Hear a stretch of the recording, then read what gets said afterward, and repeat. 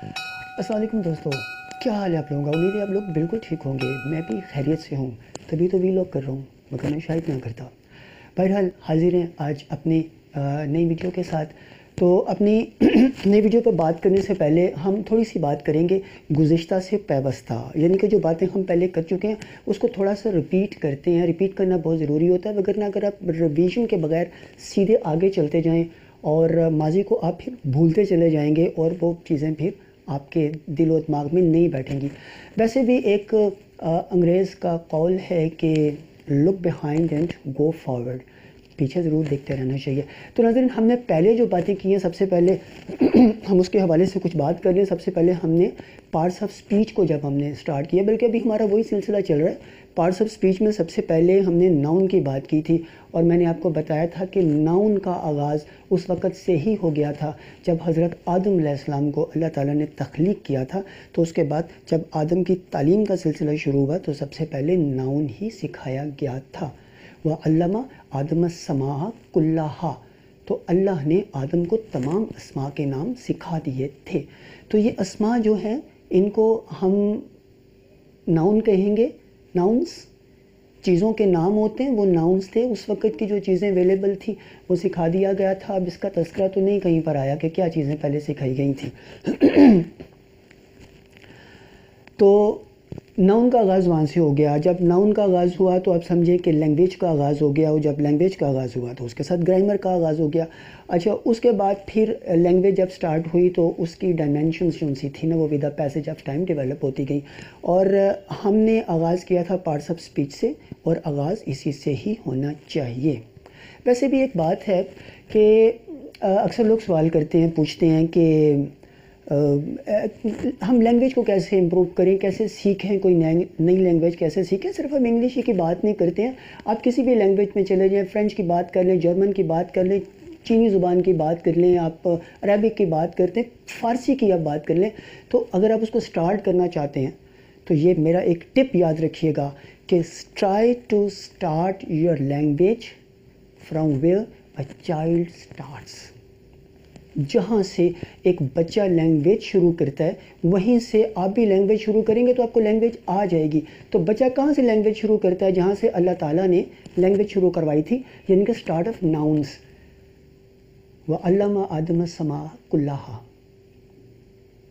सूरत बकरा आयत नंबर 31। देखिएगा, बहुत इंपॉर्टेंट चीज़ है ये।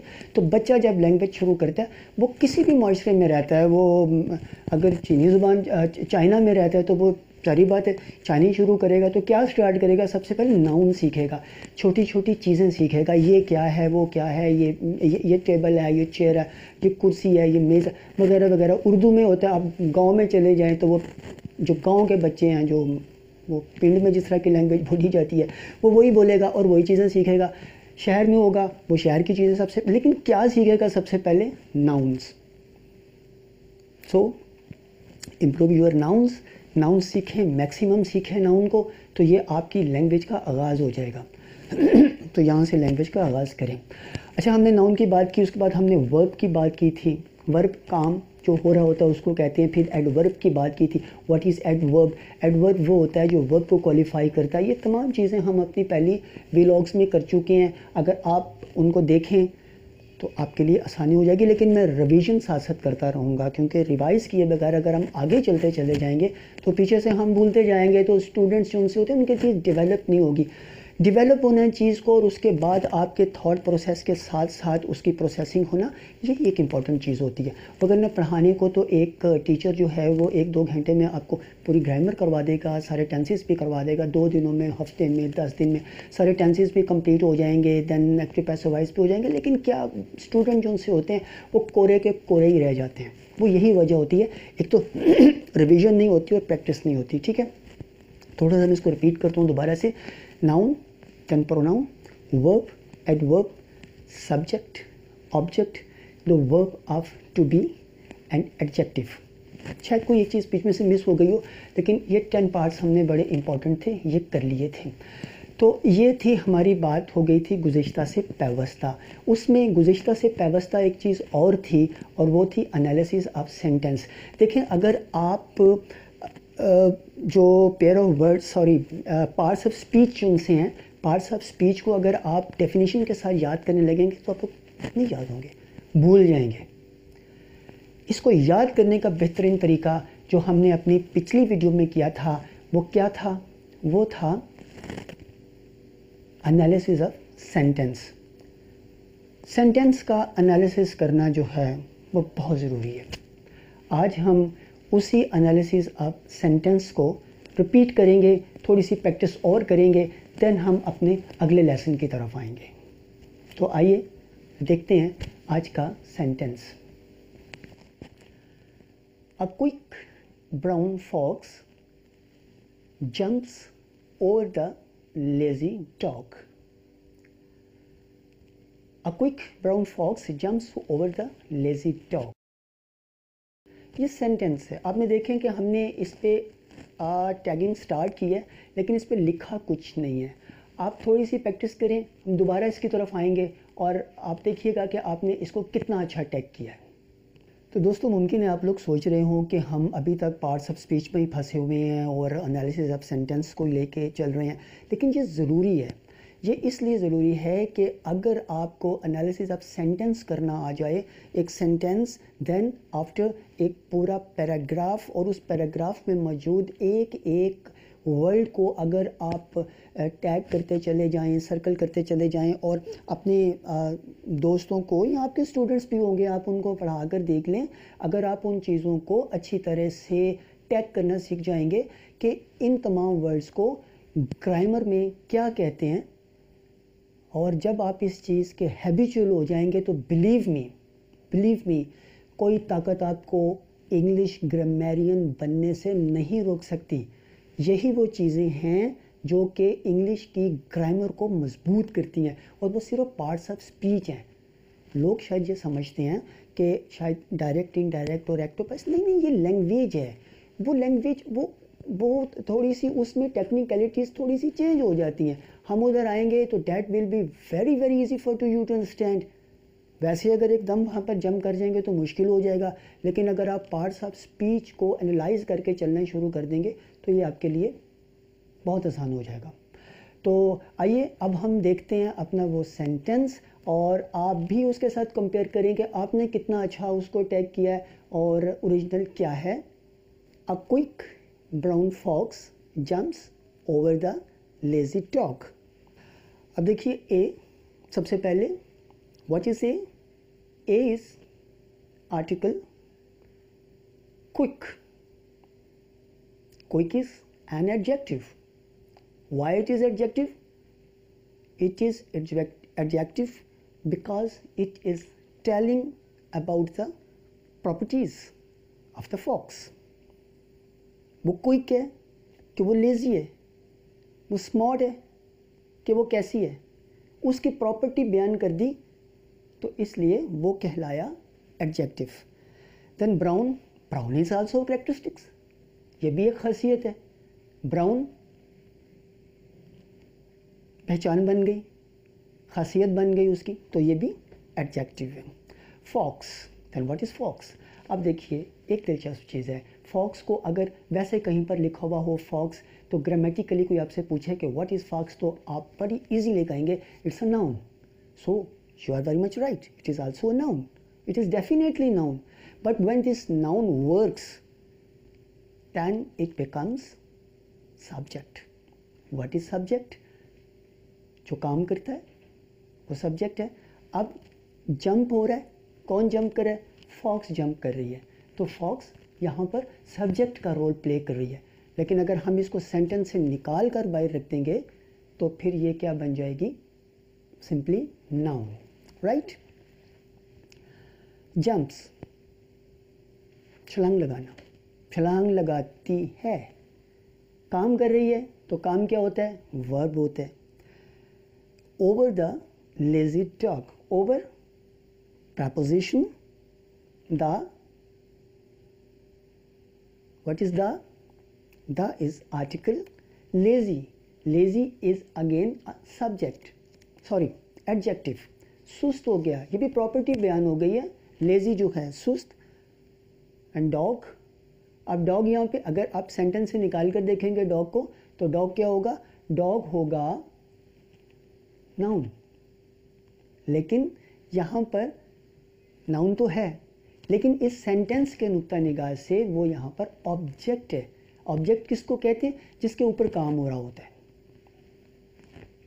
जी। तो डॉग हो गया यहाँ पे ऑब्जेक्ट जिस पर काम हो रहा होता है। एक सेंटेंस हम और देखते हैं, ये भी एनालिसिस ऑफ सेंटेंस का हिस्सा है ताकि आपकी ज़्यादा से ज़्यादा प्रैक्टिस हो सके। People are rushing towards the bus badly because they are all getting late from their destinations. जी, तो फिलहाल हमने इसको छोड़ दिया है ताकि आप खुद इसको टैग करें और फिर हम आपको बताएंगे इसकी टैगिंग, तो आप उसको फिर कंपेयर करें और देखें फिर आपने अभी तक क्या हासिल किया है। तो इस दौरान मैं आपको ये बात बताऊं कि दोस्तों आपने टिप्स का ख्याल रखना है। टिप्स जो देते हैं ना टीचर्स, वो टिप्स बहुत ज़्यादा इंपॉर्टेंट होती हैं, गोल्डन चीज़ें होती हैं, वो with the passage of time आपको समझ आती हैं। टिप्स को आप ज़रूर फॉलो करें। देखें, कभी भी ऐसा नहीं होता, मैंने पहले भी एक दफ़ा अपनी वीडियो में यही बात कही थी कि Rome was not built in a day. कभी हथेली पर सरसों नहीं जमती है। कभी ऐसा नहीं होता कि आज आप एक सिटिंग करें तो एक चीज़ सीख जाएंगे और आप उसमें एक्सपर्टीज़ हो जाएंगे, ऐसा कभी भी नहीं होता। आपने देखा होगा कि अमूमन बोर्ड लगे हुए होते हैं, शॉर्ट कोर्सेज करें, 3 माह में अंग्रेज़ी सीखें, 6 माह में अंग्रेज़ी सीखें, बस ये जुमले सीख जाएं तो आपको अंग्रेज़ी आ जाएगी। नहीं, ये ऐसा नहीं होता है। इट टेक्स टाइम, ये एक प्रोसेस है। देखें किस तरह एक बच्चा जो है वो पहली क्लास में जाता है तो किस तरह फिर वो एमए कर लेता है, ये एक प्रोसेस होता है। आप बीज बोते हैं, कैसे उसके नन्हा सा पौधा निकलता है उसमें से और फिर बाद में उस पर दरख्त बनता है, फिर वो अपने ही तरह का फल देने लग जाता है। तो ये इट टेक्स टाइम, ये प्रोसेस होता है। थॉट प्रोसेस, कभी इंसान का थॉट प्रोसेस कभी भी नहीं रुकता। हाँ, अगर आप इस लाइन को आप छोड़ देंगे तो आपका थॉट प्रोसेस रुक जाएगा, लेकिन जो काम आप करते रहेंगे तो वो जो चीज़ें आपके अंदर आ रही हैं वो चीज़ें फिर बाद में डेवलप होना शुरू हो जाती हैं। तो ये छोटे छोटे टिप्स होते हैं, इनका आप ज़रूर ख्याल करें और जल्दी नहीं। हेस्ट मेक्स वेस्ट, जितनी जल्दी आप करेंगे आपका उस पर नुकसान ही होगा। थोड़ा सीखें, कम सीखें, लेकिन जो सीखें उसको रिपीट करें।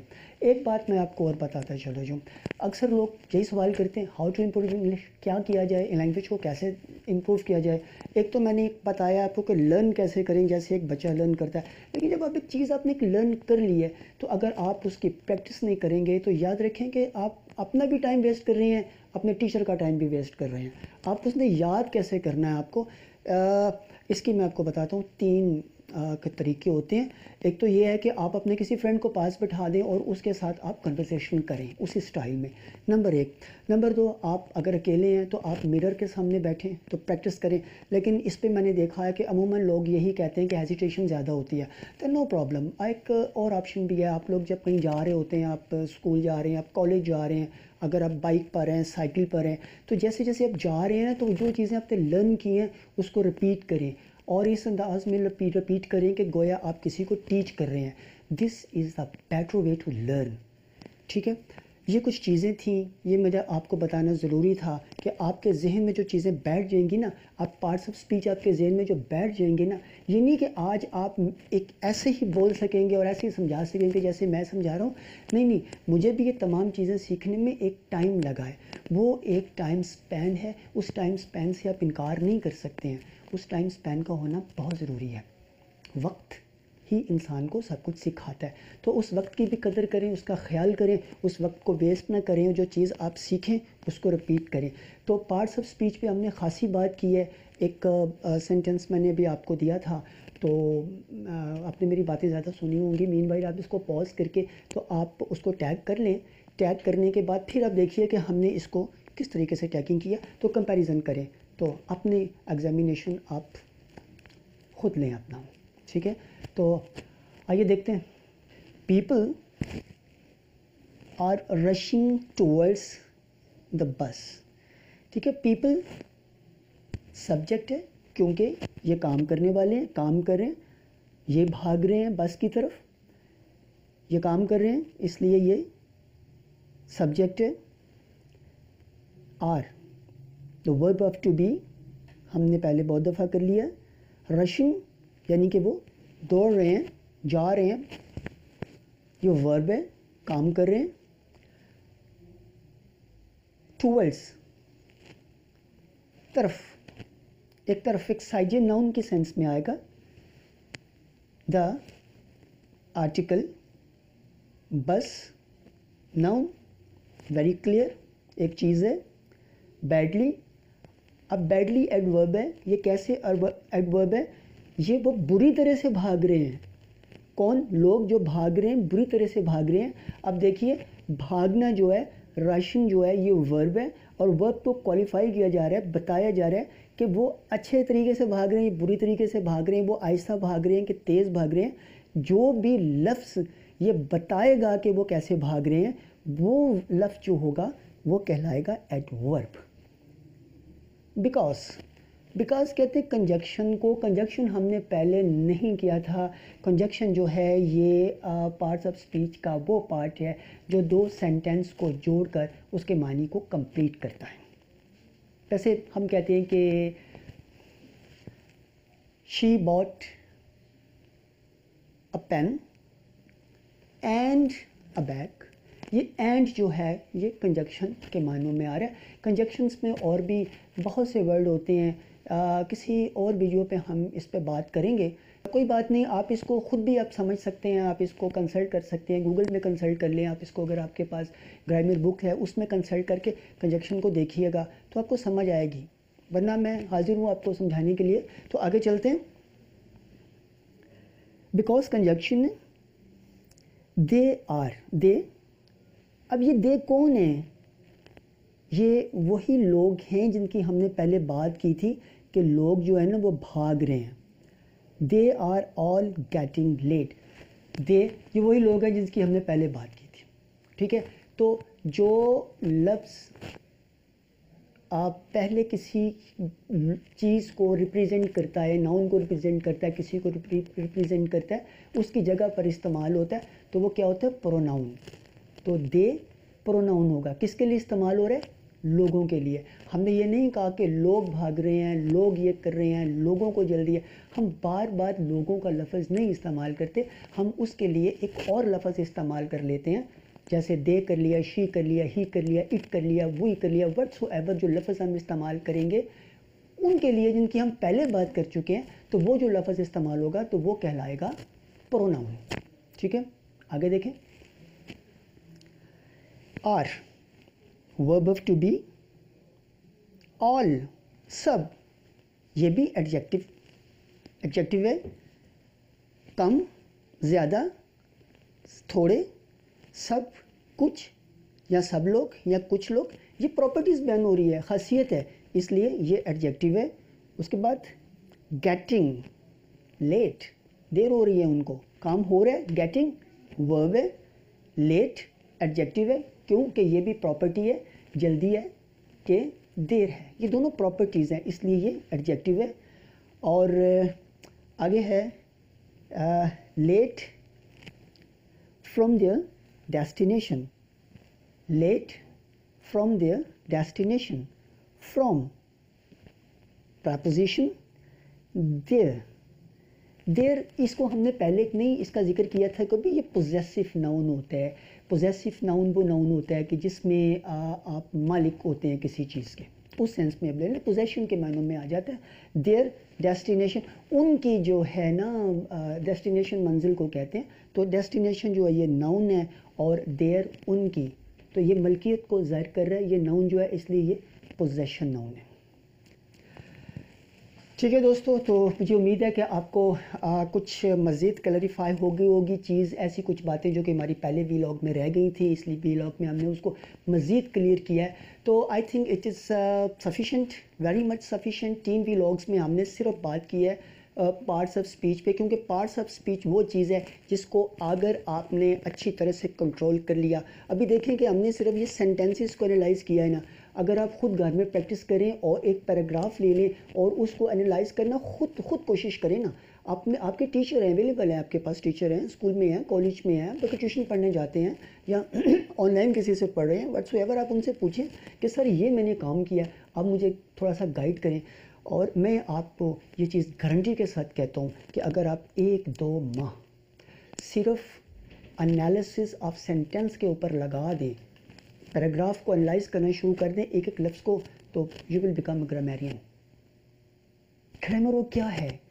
ग्रामर यही चीज़ है कि किस तरह आपने एक सेंटेंस के टुकड़े टुकड़े करके उनको समझना है और दूसरों को समझाना है कि ये लफ्ज़ ये मानी रखता है, ये लफ्ज़ ये मानी रखता है, ये मानी नहीं, पार्ट्स ऑफ स्पीच में, यानी कि ग्रामर के नुक्ता निगाह से ये लफ्ज़ जो है ये ग्रामर में क्या कहलाता है, वो ग्रामर में क्या कहलाता है। तो ये जब आप इसके एक्सपर्ट हो जाएंगे तो आपके लिए फ़र्दर आगे आपका सफ़र बहुत आसान हो जाएगा।